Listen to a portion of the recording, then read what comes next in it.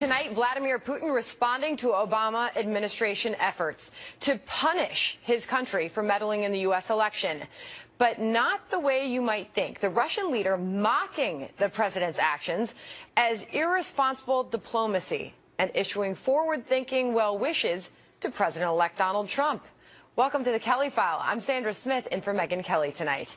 One day after President Obama orders sanctions and the expulsion of 35 Russian intel operatives from the United States, President Vladimir Putin downplays the punitive steps, issuing a statement earlier today reading in part, quote, "Although we have the right to retaliate, we will not resort to irresponsible kitchen diplomacy, but will plan our further steps to restore Russian-U.S. relations based on the policies of the Trump administration. We will not create any problems for U.S. diplomats. We will not expel anyone." Charles Krauthammer observing earlier this evening that the Russian strongman isn't keeping his feelings about our current president a secret. I think it's become rather farcical. Putin is showing his complete contempt for Obama, the way he kind of laughs it off. It's a smart move on the part of the Russians. You put no pressure on Trump, so you give him the option to drop the sanctions. But this is a complete distraction. These sanctions are meaningless. In just a moment, we will have reaction from Governor Mike Huckabee on how the next administration should handle this. But first, we go to Peter Doocy from Florida with more on President-elect Trump's reaction to today's message out of Moscow. Sandra, the president-elect wants people to get on with their lives and stop talking about hackers trying to interfere with the election. But one of his top priorities in the first week of the new year is to get briefed by high-ranking intelligence officials about the evidence they have that makes them so sure it was Russia and not somebody else trying to impact the November result. Mr. Trump agreed to hear these intelligence officials out just a day after dismissing intel about Russia, insisting instead that he thinks in the age of computers, nobody knows what's going on, and just weeks after he said that people pushing a storyline about Russian hackers actually trying to throw the election in his favor were just embarrassed about Hillary Clinton's loss and trying to explain that away. Transition officials said this morning on a conference call the president-elect has no plans to privately reach out to Mr. Putin about the Obama administration's punishment until after he gets this intel briefing next week. But he has publicly reached out to the Russian leader, giving him a hat tip for pledging not to retaliate against the U.S. for punishing them until he takes the temperature of the next president's attitude toward him. Tweeting, quote, "Great move on delay by V. Putin. I always knew he was very smart." Mr. Trump said earlier this month he doesn't need intelligence briefings daily because he says they often contain the same thing back to back, but he said he gets them when he needs them based on guidance from his staff. So it sounds like someone on his staff may have told the next president he needs to be briefed about election interference. And we've been told there are going to be a lot more details about who will be briefing Mr. Trump either over the weekend or the first part of next week. Sandra. All right, Peter Doocy, thank you. Today's reaction from President-elect Trump and President Putin suggests there's no shortage of affection between the two men, but their friendly back and forth comes at the same time some of Mr. Trump's own advisors are recommending a much more cynical approach in dealing with Russia. This has all the earmarks of a ploy. I mean, the way this was set up, Russian Foreign Minister Sergei Lavrov is reported publicly to have proposed to Putin that Russia expel 35 American diplomats. So they report the recommendation of the foreign minister, and then Vladimir Putin says, no, no, we won't do that. What a sweetheart. This could be entirely intended for the effect that they want to create, which is Vladimir Putin's a man you can do business with. Joining me now, Governor Mike Huckabee, former presidential candidate and Fox News contributor. Good to see you, sir. Thank you very much. Happy New Year, Sandra. All right, well, you just heard it from Ambassador Bolton's mouth. Could Putin's response to our president be a ploy? Well, in a lot of ways, I think what he's doing, he's ignoring Obama. He's doing something that really does the one thing no leader wants to have happen, and that is to be taken lightly, to be ignored, to be treated contemptuously. And that's what Putin is doing to Obama. And by saving his praise for Trump, I think he's sort of saying, you know, there's a new sheriff coming to town, we'll deal with him. This guy, Obama, is irrelevant. Now, I think that's a strategic move on Putin's part, and let's be real clear. Putin is no friend of the United States. He's not looking after our best interest. But Donald Trump isn't looking after Russia's best interest. These are both smart, shrewd guys who are sizing each other up in the ring. And I think it's going to be a fascinating times. But I do believe, Sandra, they bring to the table something that Putin did not have for Obama, and that is they have respect for each other. I don't think Putin has any respect for Obama. Wow. Well, I mean, Ambassador Bolton's, he's actually suggesting that the sanctions that Obama put on Russia should be tougher. And that really stands in stark contrast to what we're hearing from many of your Republican colleagues. Do you agree with him that he's saying if the findings, or if what is alleged is true about this hacking, that the sanctions should be tougher? Do you agree? Sure, I think it's fine. Go ahead and put some tough sanctions on. But let me just ask this question. Does anybody really believe that the United States isn't attempting to hack the Russians, the Iranians, the Chinese, the North Koreans? And if we're not, we're stupid. Of course we're trying to do that. We haven't been caught. And if we do get caught, well, I'm sure we're going to see some, outrage among those nations. The one thing I think that is being missed here is that every nation is trying to hack other nations. It's part of cybersecurity. But what really happened was not something that changed the outcome of the election. What happened was that a very dumb Democrat gave his password away to the hackers, whoever they were, and Hillary Clinton destroyed government documents and kept a whole lot of state secrets on a private server in her bathroom, which was unsecured. That really ought to be the focus of a lot of people's attention. But let me go back to your initial point there, Governor, because you're saying you've made that point all along. Every conversation that we have had is that this didn't have an impact on the election. Is that important? Because Ambassador Bolton makes the point that the fact that the Russian efforts were incompetent or insufficient shouldn't make us feel better. He's saying it's not even important to make the point whether or not there's evidence that this had an impact or any effect on U.S. elections. Oh, I think we ought to be, doing what we can to say, look, that's unacceptable. We're not going to tolerate it, even while we're attempting to do it to you. So, yeah, I get all of that. I mean, that's part of the posturing. That's part of the whole diplomatic move that we have to take.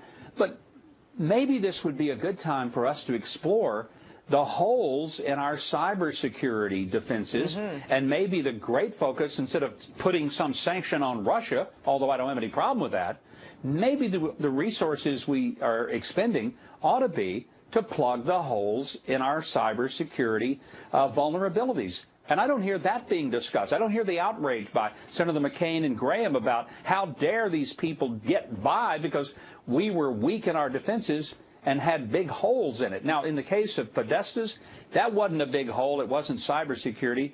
My gosh, the man gave them his password. He was spoofed, and he took the bait.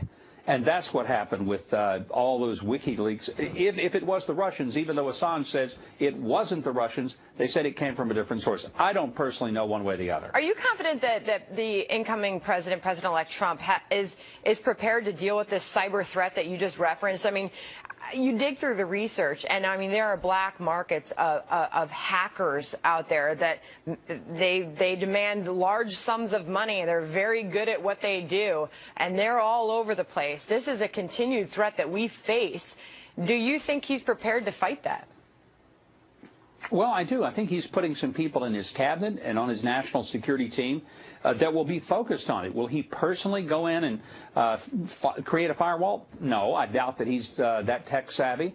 But I think he's putting people in place who recognize the importance of it. And quite frankly, one of the things, I'd love to see our government do, instead of putting some of these really smart, young, brilliant kids in prison and ruining their lives, maybe tap into what they know that we don't know about how to get into these security systems. I mean, that would be a pretty fair deal to find out, how did you guys get into the Defense Department computer anyway, and find out where the vulnerabilities are.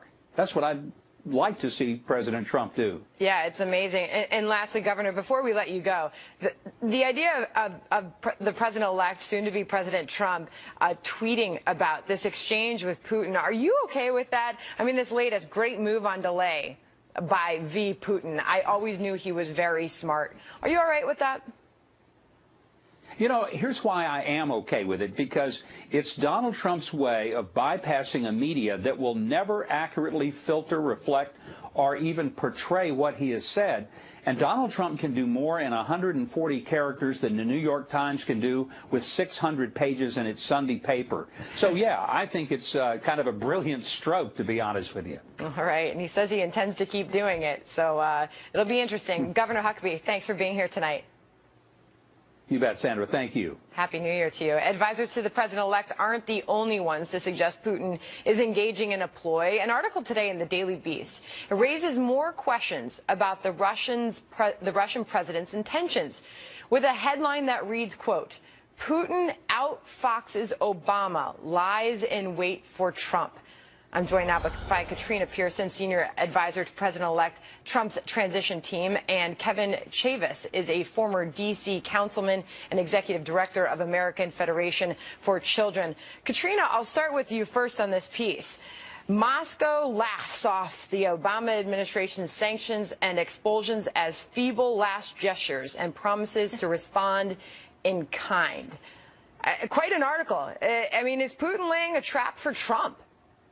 Well, look, of course the Russians are mocking President Obama. I mean, he has 21 days left as president, and all of a sudden it's time to punish the Russians.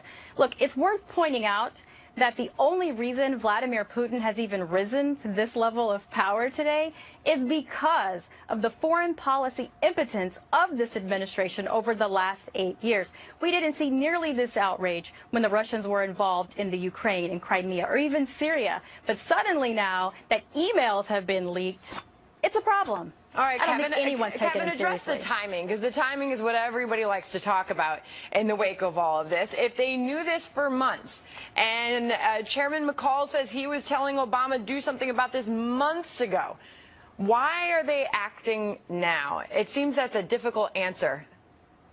Yeah, that's a great question. You know, and I would agree that on one score you can say this may be too little, too late in terms of the Obama administration. But, Sandra, I want to go back to something you said with Governor Huckabee. To me, it's not the impact of the hack. It's the fact of the hack. The fact of the matter is that when Russia decided to engage in espionage and intelligence community with our country and interfering with our elections, it had a big impact that people want to talk about. But the mere fact that they're doing this is something we need to talk about. Look, America is really uneasy with the coziness that Donald Trump has with Putin. And one thing we need to look at is not just fighting among ourselves about this, but making sure we engage in some of the things that the governor talked about in terms of going after Russia ourselves. To be sure, Kevin, he made these comments about Vladimir Putin on the campaign trail and was then elected president. So the American people weren't too uncomfortable with that relationship. I want to throw to this, because I think it's important to remind everybody, when President Obama, newly elected President Obama, was promising outgoing Russian President Medvedev about more flexibility. This was back in 2012. You'll remember it when you see it. Watch this. This is my last election. Yeah, and after my election, I have more flexibility. Yeah, I understand. I transmit this information to Vladimir and Sandra. And to remember, President Obama was leaning in and said there, this is my last election. After my election, I have more flexibility. Katrina, look back, reflect to that moment in 2012 to today. Well, that's to my very first point. I mean, look at what this administration has done globally. That's why no one's taking this seriously. But to your earlier question about is this a trap? Is Vladimir Putin somehow playing Donald Trump in some weird way? The answer to that is absolutely not. It is in the best interest for the Russians that Vladimir Putin come to the table with a neutral slate, with a President Trump, and work out some of the problems that we have globally into the best interest of both nations, because Vladimir Putin has to appear extremely powerful to his people, and he knows two things about Donald Trump. Number one, Sandra, he knows that leading from behind is not in the Trump DNA. And number two, there will be no such thing as an imaginary red line in the sand. So I suspect that these two powerful men will come together and hopefully do very good things for the country. All right, Kevin, in the same question to you. Has Obama been outfoxed by Putin? Well, I don't know about that. I will say this. For the past 6 years, it's clear that Russia is not our friend. And I think that the president-elect should not praise Vladimir Putin. I think what he should do is take the approach of Ronald Reagan, like when he destroyed this myth about us being partners in the future. They're not in our best interests. All right. Thanks to both of you for being here tonight. Good to see you. Tonight, British Prime Minister Theresa May blasting John Kerry for his Israel speech in a move that ties one of America's strongest partners tighter than ever to the incoming Trump administration. Tony Perkins is here on why he believes this administration was so wrong and why the U.S.-Israeli bond is so important to our country's future. Plus, the iconic New Year's Eve celebrations in Times Square will have more security than ever after truck attacks in Nice and Berlin. Jonathan Gilliam, who was in charge of the FBI's New Year's Eve security in Times Square in 2010, is here to explain what you can do to stay safe. And there's a battle brewing in Washington over Obamacare. And now the president himself is getting involved on Capitol Hill. We'll show you how he is trying to blunt GOP efforts to repeal and replace. We will repeal the disaster known as Obamacare and create new health care, all sorts of reforms that work for you and your family. Breaking tonight, Secretary of State John Kerry facing major backlash for his Wednesday speech, this time from the British Prime Minister. The UK's Theresa May shared harsh words for Kerry last night through a spokesperson, demonstrating support for Israelis some are now calling stronger than America's. May reportedly believes, "We do not believe that it is appropriate to attack the composition of the democratically elected government of an ally. In particular, the people of Israel deserve to live free from the threat of terrorism with which they have had to cope for too long." Joining me now is Family Research Council President Tony Perkins. Good to see you tonight, sir. Good evening, Sandra. How are you? So first off, just explain to us, why is our relationship with Israel so important? Well, it's important to us as a nation. It's important to us as evangelicals in this country. Obviously, we just celebrated the birth of Jesus Christ, who grew up there in Jerusalem, outside of Jerusalem in Bethlehem, just a drive away from there. But from a standpoint of Americans, it's important that we stand. I think we have a moral obligation to stand with this tiny little country. It's kind of like an island of freedom and democracy in a sea of despotism and despair. And increasingly, genocide is becoming a problem in that region of the world because of the failed foreign policy of John Kerry and Barack Obama. So we have an obligation, a geopolitical obligation. They're the only real strong ally. We've got others in the area we're working with. Jordan's good, Egypt is coming along, but none are like Israel. So what kind of damage was done by abstaining from that vote last Friday? And furthermore, this speech that we had just heard from the Secretary of State, John Kerry. Well, I mean, this is John Kerry and Barack Obama putting the icing on their half-baked, failed cake of foreign policy that has just been a disaster in the Middle East in the last 8 years.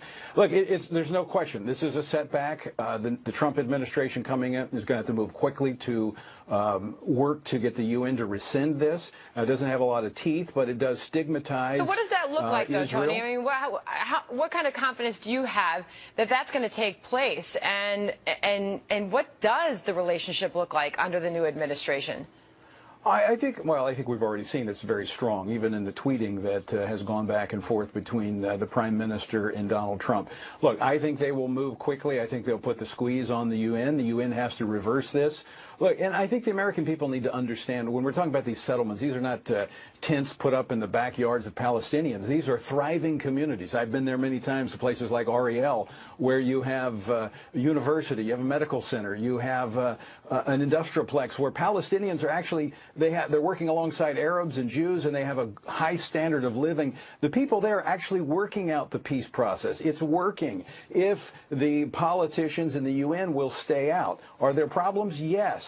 But for the UN to do what it did, and for John Kerry to make these statements on his way out the door, is a major setback, I believe, to the peace process. But yet you're still hearing from the Obama administration that Obama's government is the greatest friend to Israel, says Secretary of State John Kerry. You clearly don't see it that way. Well, I would just say this, using a biblical analogy from the land of the Bible, is that there is no fruit to suggest that that is the case. Wow. All right. Tony Perkins, we'll leave it there. Thanks for being here tonight. All right, Sandra, have a good evening.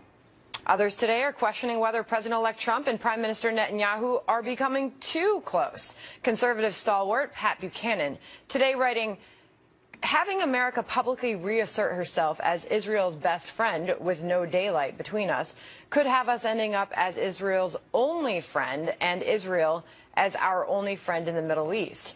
Bibi's Israel First policy must one day collide with America First. Joining me now to debate this, Executive Director of the Emergency Committee for Israel and Weekly Standard contributor Noah Pollack, and nationally syndicated radio talk show host and Fox News contributor Richard Fowler is here. Noah, I'll start with you first. Is the relationship getting too cozy, as some are saying? Well, I mean, so far the relationship has just been some tweets. But Buchanan has long been hostile to Israel. It's pretty well known. He has a long track record of that. And it's just a silly idea that having alliances and having relationships with other countries is like marriage or dating or something where you have to have monogamy. You don't have to have monogamy. You're supposed to actually have lots of alliances. And Israel is one of the countries that the United States has an alliance with. And in fact, having close alliances with special relationships with other countries actually is good for the United States. And it's good for our prestige and power in the world because it shows other countries that it's good to be a friend of America and you'll get good things when you're a friend. And the big problem, of course, with the way that Obama has done things is he's followed this sort of Buchananite model of hostility to Israel, and it got us absolutely nowhere. We had one diplomatic crisis after another that were just total concoctions of the Obama administration. They made America look foolish in the world. They undermined our power and our prestige and our relationships with other countries because when you treat your friends poorly, people don't want to be your friend. And you referenced the tweets that have been going back and forth. Richard, I want to get you in here. Buchanan referencing one of Donald Trump's most recent tweets on Israel saying, quote, "Stay strong, Israel, Jan 20 is fast approaching." He says that he's going to be rewarding the Jewish community. He's going to stand behind Israel. There are skeptics out there about this relationship just getting too close. What do you say?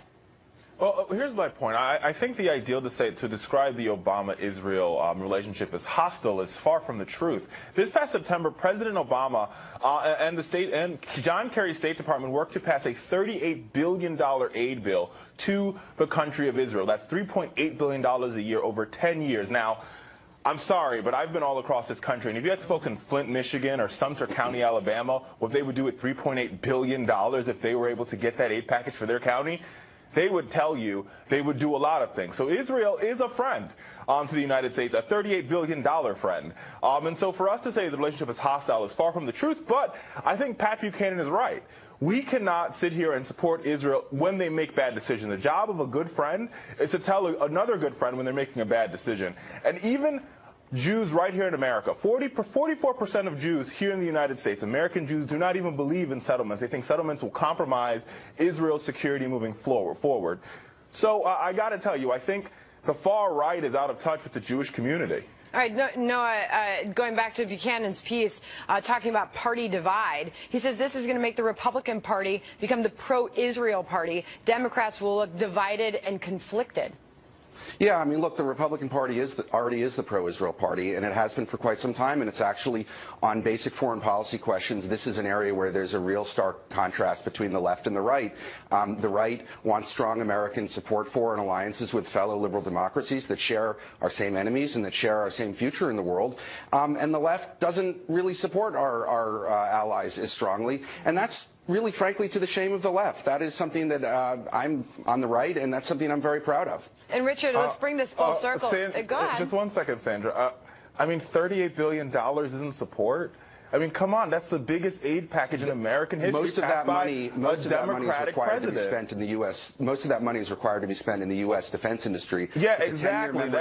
Wait, you're exactly correct, and that this is not. It's not $38 billion. It's like deliver to Israel. Richard, I'm going to get you back in here, but I want to go back to how we started this because it's actually the way Buchanan ends his piece, and he says Bibi's Israel's first policy must one day collide with America's first policy. What is the future here, Richard? Well, the future is this, and I think Pat Buchanan is correct.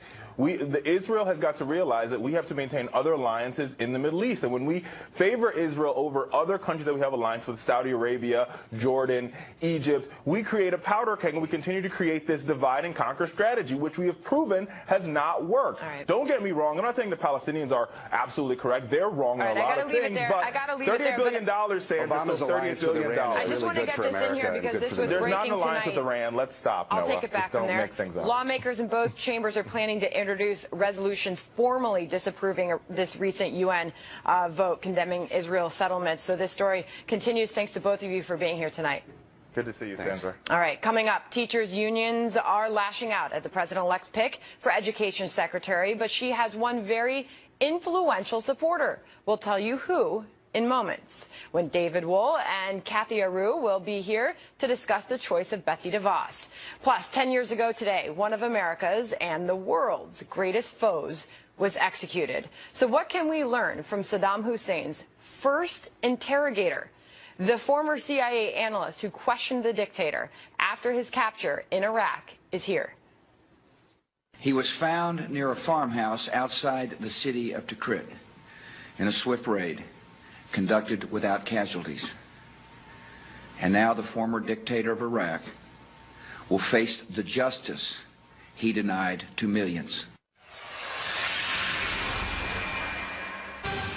Developing tonight, growing debate over President-elect Trump's pick of Betsy DeVos to serve as the new education secretary. That choice drawing the ire of the country's teachers' unions, namely the American Federation of Teachers head Randy Weingarten. Watch. There is a consensus in this country that she doesn't follow. She doesn't want public schools, and she's fought against them in Michigan, and the charter schools in Michigan and the public schools in Michigan are doing pretty poorly. But one influential conservative making the case for DeVos says opposition from those like Weingarten prove why she's such an inspired choice. Former Reagan Education Secretary Bill Bennett writing an op-ed, quote, "By nominating a champion of school choice and local control for Secretary of Education, Trump sent the teachers' unions into panic." David Wohl is a Trump supporter and attorney. Kathy Aru is a member of the teachers' union and the founding publisher of Catalina magazine. Good to see both of you tonight. So, Sandra. Kathy, are the teachers' unions in a panic right now? I don't think a panic. I think we're angry. They're angry. This is one of the worst choices ever. Why? Well, what she's done to Michigan's school system is horrific. She's put so much money into the charter schools and taken away from public schools, which is every teacher's biggest fear. We're all trained to be public school teachers, and we all know the rules. We all know how to be public school teachers. The charter schools are unregulated. You don't know what's going on, and they rank so poorly. So giving more money to poorly functioning schools is taking away from public education. Let me give David a chance to respond to that, because Politico has the latest piece on those Michigan schools, and the experiments do get poor grades, it reports. She spent two decades pushing school choice there, as we know, and you're pointing out. But despite that, the state's overall academic progress has failed to keep up pace with other states. David, your response? Well, I mean, in many states, these charter schools do wonders. You know, of course, the unions are against them. The charter schools, the private schools, take money out of the unions' pockets and take power away from them. Okay, so why is she going to be good, David? Pardon? So because she believes in school choice. She believes in kids that are suffering from attending overcrowded classrooms, underfunded schools, allowing them to get into private schools heavily focused on one-to-one academic treatment, one-to-one education. And I can tell you from 25 years representing young kids in juvenile hall, juvenile court, I've seen the difference between the ones who fail out of public schools and the ones who get funneled into small classrooms in private schools and end up succeeding. The success is extraordinary. The difference is compelling, and that's why she's going to be a great Secretary of Education. Absolutely not. Kathy? Absolutely. If our country's education system ends up looking anything like Michigan or Detroit's education system, thanks to what she and her family have done and the money that they've put into these charter schools and schools of Kathy, choice. you know that a lot of the criticism that has been out there, as Bill Bennett points out in his piece, says she's been smeared by the unions and by the left for being a devout Christian and for wanting to give children the right to attend private schools that teach religion. They've attacked her for using personal resources to fight conservative advocate for conservative education reform. You know, the right says that she's been very unfairly criticized through this process. Well, maybe the right doesn't understand education fully. I mean, everyone should spend a year maybe being a teacher in a classroom, and you would understand what happens and what goes on. And the charter schools, actually, the New York Times came out with an article about a year ago explaining that charter schools are not doing any better than failing public schools. Quite the contrary, charter schools are ranked the lowest. And in Michigan, the charter schools are actually at the bottom of the schools. One of the, I'd love to see the details of that study, because that hasn't been my experience. And I'll tell you something. The idea that kids would have the option of possibly going to Christian schools if they're Christian, Jewish schools if they're Jewish, or Muslim schools if they're Muslim. What's wrong with that? I like the idea that the choice is the primary issue. Let's transition. Yet another fight lawmakers are gearing up for on Capitol Hill, as we know, is Obamacare. Fox News is confirming that on Wednesday, President Obama will huddle with congressional Democrats to try and save his signature piece of legislation from Republican efforts to kill it. Kathy, what does that look like? Well, I think this shows us that Obama's going to do whatever it takes to make sure his legacy does not go down without some defense, and he's going to do what it takes to convince the Senate and the Senate and the House Democrats to rally behind him and make sure that the repeal and replace doesn't take place. And David, I mean, there's even disagreement within Republicans about what they're going to do when they repeal, what they're going to do to replace. Where are we at? Yeah, well, Kathy, I agree with Kathy in the respect that this is about Mr. Obama trying to protect his legacy and not doing what's in the best interest of the American people. The premiums have skyrocketed through the roof. The exchanges have fallen apart. The whole economic model of Obamacare is collapsing. And yes, Mr. Trump does believe in two aspects: allowing children or young adults who are 26 years old, up to 26, to keep their coverage if they're living with their parents. Okay, Kathy, and so also the pre-existing conditions. He agrees with that. Those are the two fundamental good parts of Obamacare that it will be left intact. But when the IRS is taking away your tax returns, when the IRS deducts the penalties for not signing up for Obamacare from your tax returns, that's going too far. Look for an executive order that may just take that completely off the table, and then Obamacare will become unenforceable. Mr. Trump will replace it with something like health care exchanges that will actually work. We don't even know what he's going to replace it with. And then there's some Republican senators like Collins who have said that they're not going to support a bill that doesn't replace. You have to have a replacement, and he hasn't even spoken of such a thing. He doesn't even know what to do. And it's Obamacare. But I was just asking you the question, do you think Obamacare is working? Absolutely. 20 million people are insured. What? 20 million people are insured. So what are you going to do? Take it away? What is going to happen to 20 million people that are insured by it right now? The exchanges have collapsed. The premiums have gone so high that people can't afford them anymore. The carriers are dropping the coverage. It doesn't work. It's a poor business model that's collapsed. I've got you guys all fired up on a Friday night. Happy New Year to both of you. Thanks for being here. Happy New Year, Sandra. Thank you. All right, tonight marks 10 years since Saddam Hussein's execution, and the man who interrogated him beforehand says the brutal dictator gave him warnings for America and sincerely surprised him. Former CIA analyst John Nixon is here to describe his time with Saddam. Plus, after terrorists used trucks in Nice and Berlin to kill nearly 100 people, we'll talk to Jonathan Gilliam about what's being done.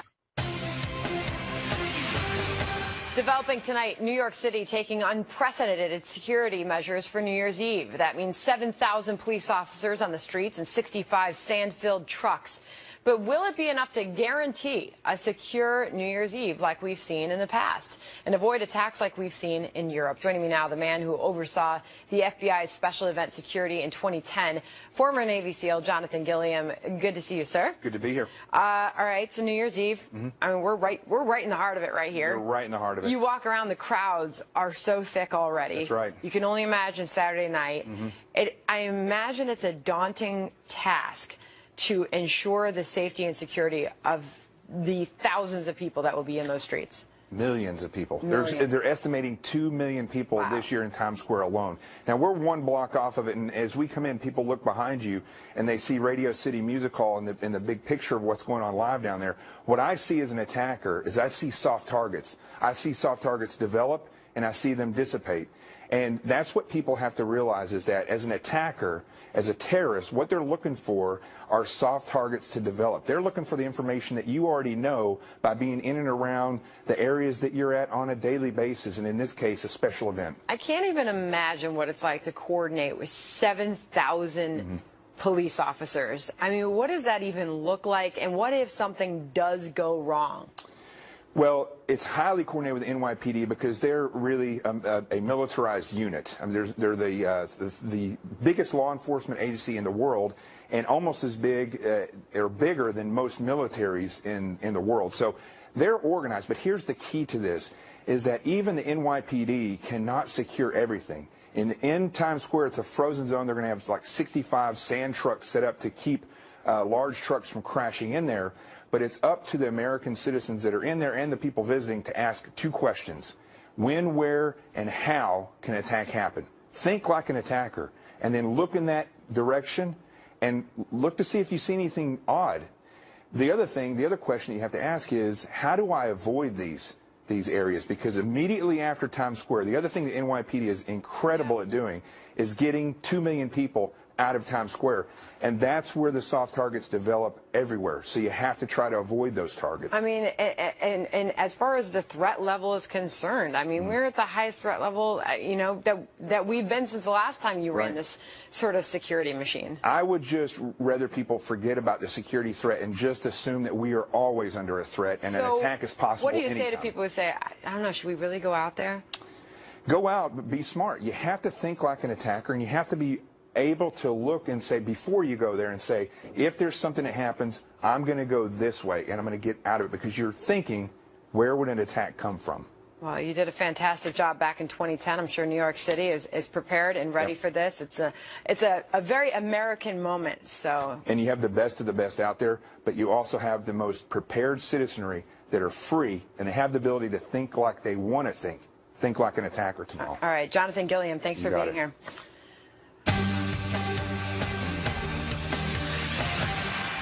Now to a Kelly File exclusive. Today marks 10 years since Iraq executed its former leader, Saddam Hussein.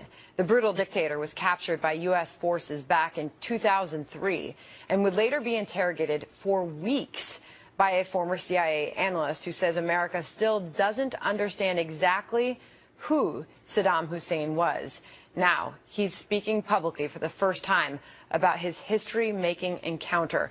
Former CIA analyst John Nixon is here. He is an author of the brand new book, Debriefing the President, the Interrogation of Saddam Hussein. Good of you to be here, and thank you for telling your story, sir. Very well. How about yourself? So tell us about that. How did this all begin? Well, I was asked to come out to Baghdad and to work on helping find Saddam Hussein. And when we found him, I was asked to identify him, and I subsequently spent several weeks debriefing him afterwards. And you say this is still a man that many of us don't understand or never really knew. What did you learn about him during that interrogation process? Debriefing him produced a lot of surprises. First and foremost was that in the very end of his reign, he had become largely detached from running the government. He was really busy writing novels at the time, and he was not the master manipulator that we at the CIA thought he was. So you get called to Iraq, and then you get called out to actually ID him. What was that like? It was fascinating. I was looking for certain tribal markings that he had on his hands and wrist area, and I was also looking for a bullet wound that he had suffered in an assassination attempt long ago. However, I will admit, the minute I laid eyes on him, after years of watching videotape and years of studying pictures, the minute I laid eyes on him, I knew it was him. And what told you that? I mean, because that must have been such a moment. Oh my gosh! Well, I have it in the book, and you Did he say just something know. to you? Did you say something to him? Well, he looked at me, and he gave me this look that was similar to the cover of a book I had on him, and it sent chills down my spine. And, you know, we talked initially, and, you know, sometimes you just know certain things, and it's just beyond a shadow of a doubt. What condition was he in? He was in very good condition for a person who had just had his world turned upside down by being captured. He had some minor abrasions and cuts on his arms and on his face from having the capture, but he was actually, when I saw him, he sort of acted like he came here every Saturday night, and that, you know, we were his guests. So we're running on a banner at the bottom of the screen that says it's not so easy to govern Iraq. What did he say about that? Well, that's what we were talking. I said, you know, Saddam, you're here, you're in prison, your government's no more. He had said that the United States would lose, and I said, why do you say that? And he said, because you're going to find that it's not so easy to govern Iraq. And then he said, you know, you don't understand Iraq, you don't understand the Arabs, you don't understand the Arab mind, you don't know our history, you don't know our culture, you don't know our language. And I have to admit, he had a point. And as far as our current intelligence relationship, you said that there's something that we need to look back, learn our history, look at this moment, and what do we learn from that moment, John? Well, we learn many things. Number one, if we want to know who somebody is and what a government is up to, maybe instead of ostracizing them, or trying to at least, we should actually talk to them and have a presence in country, because we can learn a lot more than if we're trying to figure things out from a distance. All right, John, thanks for being here and telling your story, and I know we can learn more as we read your book. Thank you. Well, thank you for having me. All right, with his tweet today praising Vladimir Putin, President-elect Trump stayed true to form, moving the media and policy needle with a single push of the send button. Up next, we will show you how Mr. Trump dominated the medium and how this might translate to an evolving press going forward. And Kirsten Soltis Anderson and Molly Hemingway join us next. Developing tonight, from WikiLeaks to deplorables, we're taking a look back at 2016's attention-grabbing political headlines with the help of one of our favorite pollsters, whose company has created a visual representation of what got you talking by analyzing more than 2 billion tweets. I'm joined now by Kristen Soltis Anderson, Republican pollster and co-founder of Echelon Insights, and Molly Hemingway, senior editor at The Federalist. All right, so Kristen, I'll start with you first. Election scandals, the themes that dominated 2016. What did we see? In 2016, people really started tweeting about the election after the conventions happened, and it was the issue of WikiLeaks, the John Podesta emails, the DNC emails, and this just drip, drip, drip of things that were revealed about Hillary Clinton and her team and their internal discussions that really became a dominant theme in this election. Yeah, I mean, it's amazing. We're looking at a chart here, Kristen, of this data, and that big blue line at the top, that's WikiLeaks hacking. And Clinton's email came in second, but I mean, you can just see the domination of those election scandals and gaffes clearly. Yeah, there were other debates, you know, things like Trump University, these moments where, you know, Judge Curiel, things that were controversies where Donald Trump took a lot of heat. And we don't actually find that the Twitter chatter about those issues had spread very far beyond sort of Beltway elites, insiders, folks that were already fans of Hillary Clinton. That the stories that sort of got the most mainstream appeal and discussion were ones that were about either Hillary Clinton's emails or emails that had been hacked from the DNC or from John Podesta. Yeah, Molly, that probably wasn't very good news for the Clinton campaign to see that her emails were dominating conversation on social media. Well, it's interesting, too, to compare how it looked with normal media, where you would have things that the media decided were really big stories. On Twitter and elsewhere, people were more interested in Clinton scandals. This should have been a really good indicator that people were dissatisfied with Clinton, or that the problems that she was having, whether it was her email server that people perceived as risking national security, the WikiLeaks, or even one of the other things that this research shows is just how significant that comment about deplorables and irredeemable Americans was, which we have later learned from people inside the Clinton campaign. They also knew that was a big deal, but it didn't seem like such a big deal in other media coverage. So you can learn from how people are discussing in their normal habitat what actually captures people. I want to get to some more of this data, Kristen, because it is fascinating. And you look at the election and the candidates and their share of the conversation. All right, that whole reddish pink area there, that's Donald Trump dominating the conversation, Hillary Clinton in the blue. What a telling story that was. Yeah, I mean, Donald Trump was the #1 topic among Beltway insiders, among conservatives, among liberals, among our audience of everyone.